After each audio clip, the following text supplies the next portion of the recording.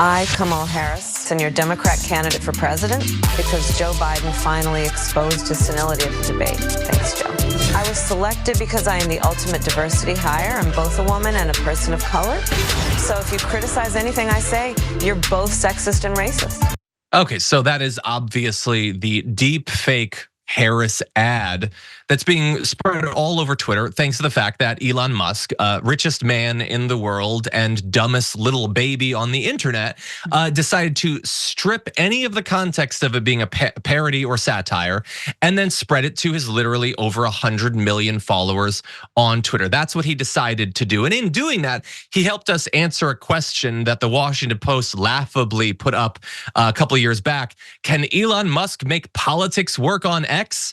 No, he can't and he won't, you dummies. He's a massive racist baby. That's what he is. He's a con man, a grifter, a hype man. He's no better than Donald Trump, but in some ways he's actually worse. When are you gonna get it through your thick skulls?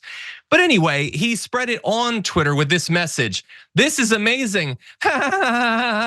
Like he does on virtually everything that he puts out in the hundreds of tweets he posts on a daily basis. And what you need to understand is when that ad was put together, because the deepfake wasn't put together by Elon Musk, it was spread by an account that labeled it as parody. Now we can have a debate about whether that's a good thing to do, but they were clear that it was fake. Elon Musk went out of his way to remove that.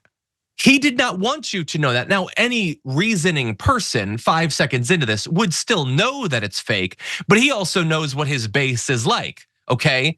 And he thought it's important that I strip away that context so I can fool the rubes dumb enough to follow me. And so that's what he did. And we'll get to more of the cringy behavior from Elon Musk coming out of this, but that's what he did over the weekend.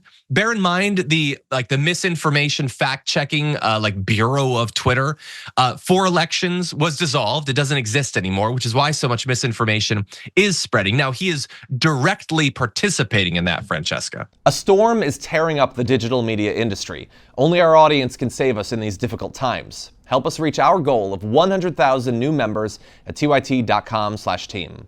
Yeah, and there is a tweet you guys have about from Gavin Newsom saying that he's gonna sign a bill making sure that it's illegal to create ads like this.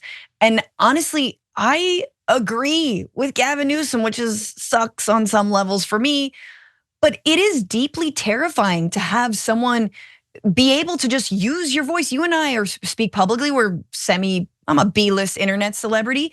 If someone creates something with my voice in it without my consent, that is a form of, I think actually Kamala Harris calls it cyber exploitation. And I think that we should have, crap, man. All of our data, all of our shopping preferences, all of the things we're Googling, all of that is already bought and sold by data harvesting centers and then sold to Google and Apple and whatnot and big tech. But on top of that, we're losing our ability to maintain our privacy over our own voice. And I understand that Kamala Harris is a public figure, but still public figures also deserve their privacy. Do you know what I'm saying, John? It's just like, it is truly sick, and the fact that AI has come at us so quick and so fast, I hope and I'm glad that there's pushback. But yes, obviously Elon Musk's a little baby. Yeah, we knew that these deep fakes were gonna be huge, probably 90% of them on the right. That's what they're gonna run on, and Twitter is gonna be a place for that. What he is doing by sharing this ad and specifically stripping the context that is parody away is he is telling his followers, do this. Right. I want you to lie about these candidates and you will be protected. I literally do it. It's a clear violation of the terms of service of Twitter, but I'm gonna do it anyway and you will be protected, and that's what he's doing. And look at the weaselly, limp D little way that he tries to defend himself. So Gavin Newsom says that he's gonna make it illegal, which he should. Elon Musk replies, I checked with renowned world authority, Professor Sugon D's nuts, and he said parody is legal in America. Do you notice what he did there? He quote tweeted a different person sharing that ad, and that person labels it as parody. That's sort of weird. Why didn't he quote tweet his own sharing of it? Oh, is it because he removed the reference to it being parody? Yes, I think that's probably what it is. And so he continues to post things about Professor D's nuts. I will remind you all of a critical fact. Elon Musk is 53 years old. Yep. He is a 53-year-old man desperate for the applause of bots on Twitter who has faltering relationships with his kids because they think that he's as pathetic as we do.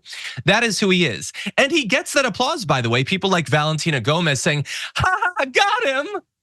Oh, He wasn't cringy or pathetic at all. I think a 53-year-old man should spend his entire day doing this and should just tweet all day long about how jealous he is of women and how much he hates racial minorities. I think this is how rich 53-year-olds should act.